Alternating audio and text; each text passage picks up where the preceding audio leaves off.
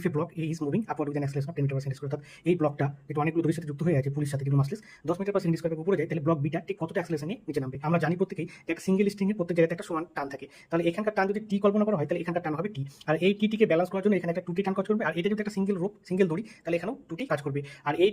টুটি মিলে উপরে কাজ করছে 40, ঠিক একই রকম ভাবে সিঙ্গেল রোপের জন্য এখানেও 40 হবে। এখানে যোগ করলে পাচ্ছি আমরা 8t, এখানেও আমরা একই কনসেপ্টে পেয়ে যাচ্ছি 8t। তাহলে এখন ভালো করে খেয়াল করো ব্লক এ তে মোট কত টান কাজ করছে না 8 + 4 + 2 + 1 অর্থাৎ 15t, আর এইদিকে ব্লক বি তে কাজ করছে সিঙ্গেল টি। এখন সঠিকটা কি? সঠিক হচ্ছে টেনশন অফ এ